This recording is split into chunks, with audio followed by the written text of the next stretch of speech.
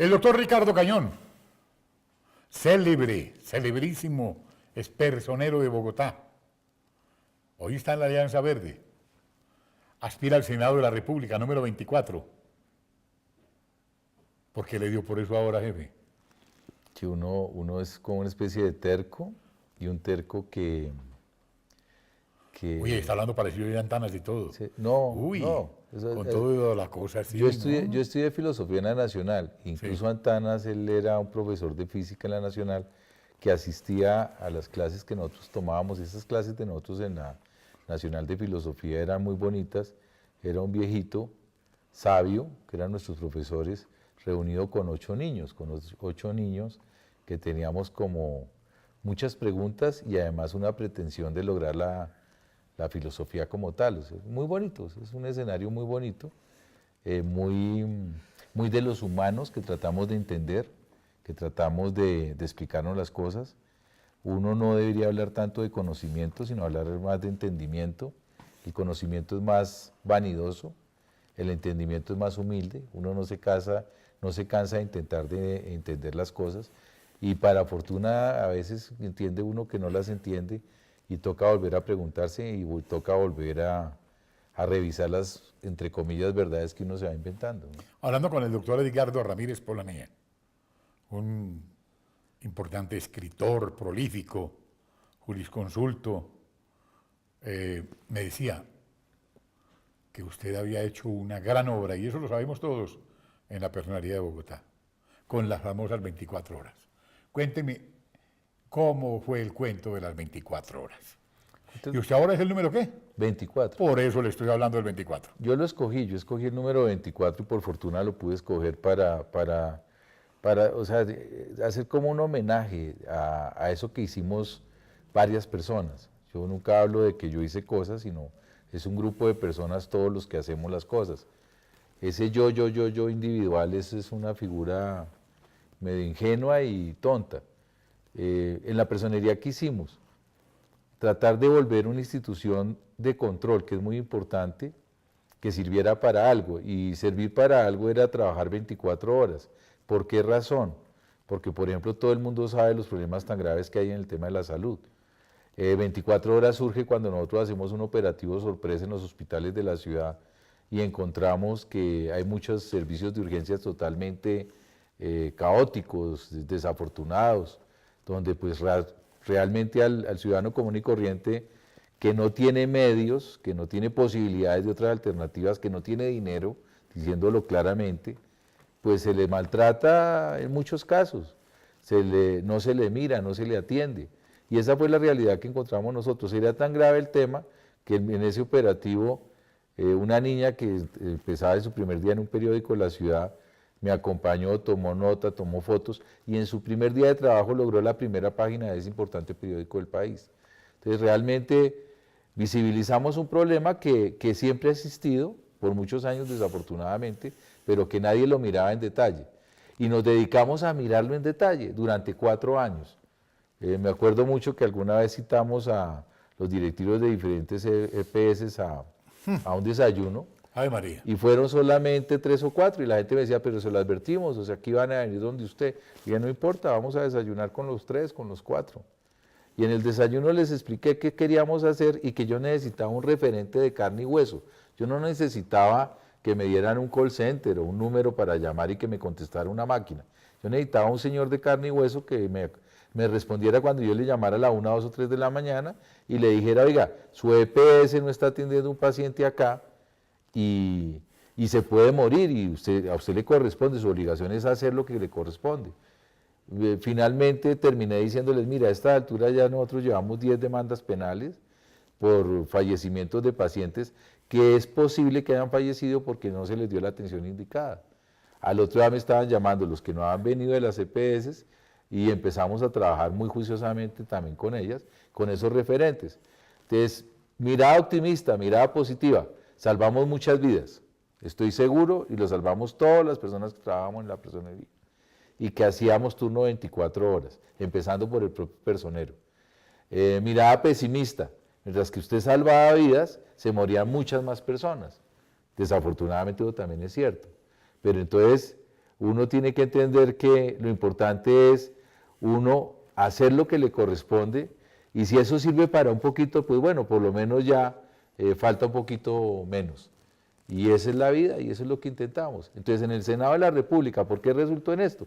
Precisamente porque queremos demostrar que sí se puede hacer algo también en el Congreso de la República, un lugar tan desprestigiado, que produce asco, que en cierta forma nosotros todos los colombianos todo el tiempo decimos que es responsabilidad de los políticos, y sí es cierto, es responsabilidad de los políticos, pero es más responsabilidad de todos los colombianos que de una u otra manera o los escogemos a ellos, porque votamos por ellos, por esas personas que gastan en una campaña 5.000, 6.000 millones de pesos o incluso más, como dicen algunas revistas ahora, claro. 15, 16.000 millones de pesos, y nosotros a sabienda votamos por esos señores y después nos quejamos. O los otros inteligentes, intelectuales, profundos, analistas, decimos yo no quiero saber nada de política, yo ya me voy de esa vaina, yo no me acerco a ese lugar, o si me acerco voy a votar en blanco.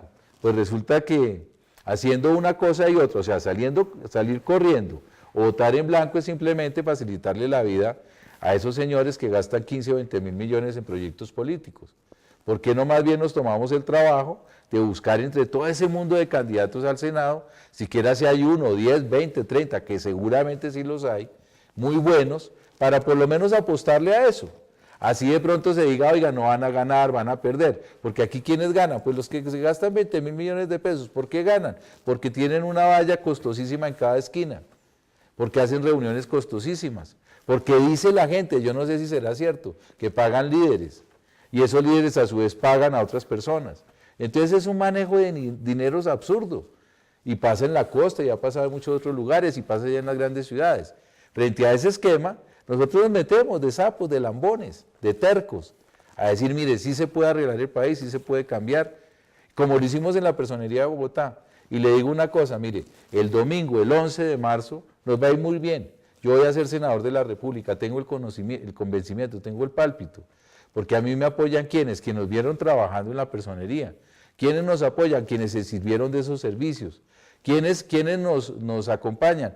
Aquellas personas que sabían que yo daba mi celular, el mío, el 310-269-2382, a cualquier ciudadano, y es mi celular personal, y me llamaban a la 1, a 2 de la mañana, a 3 de la mañana, a decirme auxilio, como lo hacían con la línea 143. Realmente, mire, con el poder se pueden hacer cosas muy buenas, muy, muy buenas. Y con el poder igual, desafortunadamente, también se puede hacer mucha pendejada, mucha bobada y mucho daño. El 20 de julio, el día que usted se posesione como senador de la República, ¿qué proyecto tiene en mente? Hay un proyecto, hay un proyecto tonto. ¿Tonto no? Yo mismo le digo que es tonto. Bueno, ¿por qué? Bobo. Un proyecto tonto que pretende hacer buenas personas. ¿En qué consiste ese proyecto? Ese es que los empleados públicos dejen de llamarse empleados públicos y se llamen servidores públicos. A partir de la vigencia de esa ley, se les cambia de nombre. Y entonces van a haber empleados y trabajos en el sector privado. En el sector público no vuelve a haber empleos ni trabajos. Hay espacios donde usted puede, si opta y se lo merece, ser servidor público, ser servidores de los demás, que es un honor. Pero adicionalmente usted va a tener unas cargas adicionales. Hoy en día los servidores públicos responden por su responsabilidad u omisión en el ejercicio de un cargo de 8 a 5 de la tarde, es decir, en la jornada de trabajo, según sea la jornada una u otra. A partir de la vigencia de esa norma, usted tiene que, si es servidor público, ser un modelo de ciudadano. ¿Eso qué significa? Ser una persona que encarna el Estado, ser una persona que tiene que dar ejemplo, ser una persona que, por ejemplo, si pide plata prestada, tiene que pagarla. No decir, es que eso no tiene nada que ver con mi trabajo. No, usted aparte de hacer las cosas bien en su trabajo, tiene que ser un modelo de ciudadano para el resto de las personas del país. Ahora, eso me parece muy pesado, me parece una carga muy difícil. No hay ningún problema. Entonces, nunca trabaje con el Estado. Esa sería una forma, por ejemplo, de vencer la corrupción. Aquí se habla de corrupción, hacen ética pública, cada época de elecciones más se habla de corrupción, más ahora con todas las embarradas que se han descubierto, con los dañinas que son. Y entonces somos expertos en corrupción, todos, más de uno. Falta gente que se haga con doctorado en el tema. Y finalmente la corrupción, la única que se puede controlar es la propia. Entonces, que todos los senadores, que todos los señores que ocupen cargos públicos le juren al país, a sus familias, a sus hijos, que no van a ser corruptos. Ya sabrán ellos si además de enseñarles a sus hijos a ser unos estúpidos idiotas, malas personas, les van a enseñar a ser entonces unos tramposos. Por si acaso no es suficiente el ejemplo que les están dando de hacer tanto daño al país y además construir verdaderas dinastías de gente dañina. Porque unos dañaron al país y después vienen los hijos de esos a dañar al país y después vienen los nietos de esos a dañar al país y es una patria boba. Ricardo Cañón Prieto aspira al Senado de la República, con el número 24. por el partido. Alianza Verde. ¿Cómo se vota por usted? Marcando el logo del partido Alianza Verde y el número 24. Somos el primer partido en el tarjetón. Ah, qué bien. O sea, entonces nos favorece eso. Facilito. Marque el primer partido, Alianza Verde, el logo del partido y el número 24. Pues a mí me emociona ver eso. ¿Y cómo va el tema de la drogadicción, el microtráfico y todo eso? Le voy a responder con algo que me dio tristeza. Estuve en Cachipay.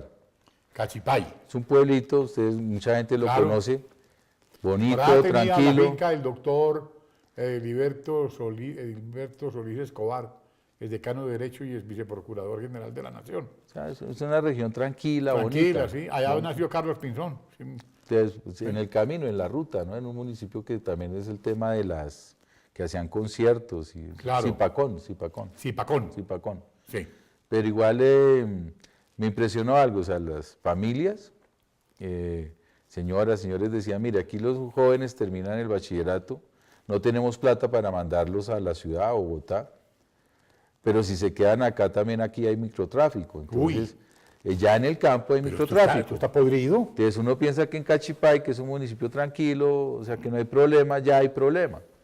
Y nosotros con el tema del narcotráfico pensamos que lo peor ya había pasado cuando sucedió toda la desgracia de la violencia de Pablo Escobar y todos personajes absolutamente absurdos y dañinos. Y resulta que faltaba el peor capítulo. El peor capítulo es que nuestros jóvenes, nuestros niños, desde tempranas edades de 8, 5, 10, 12 años, y esas edades no son exageraciones, empiecen a ser objeto del microtráfico, bien sea porque se vuelven consumidores o bien sea porque los mismos sinvergüenzas que se dedican a esto los inducen a trabajar como partes del eslabón de esta cadena de miseria y destrucción. Entonces, veamos a ver los políticos y las personas que pensamos en lo colectivo, si seguimos haciendo bobadas, robando, porque eso sucede, o nos dedicamos más bien a tratar de intentar que las próximas generaciones tengan una mejor vida y que las gentes humildes de este país no sufran tanto como sufren por la sinvergüencería de muchos acomodados que se dedican a robar la plata que no es de ellos. ¿Usted es filósofo? Estudié filosofía en la Nacional y estudié Derecho en el Externado. Qué bien. De filosofía no me gradué porque dije, hice toda la carrera, pero dije, no me voy a graduar de esto porque esto es muy sagrado y yo no me voy a dedicar solamente a la filosofía. Pero finalmente la filosofía es la vida entera, es pensar. Qué bonito. ¿Nació en Bogotá? Nací en Bogotá, mi papá es tolimense y mi mamá era de Cachipay. Ricardo Cañón, 24 en el tarjetón por Por la Alianza Alianza Verde. Verde. Bienvenido a la barbería. Muchas gracias.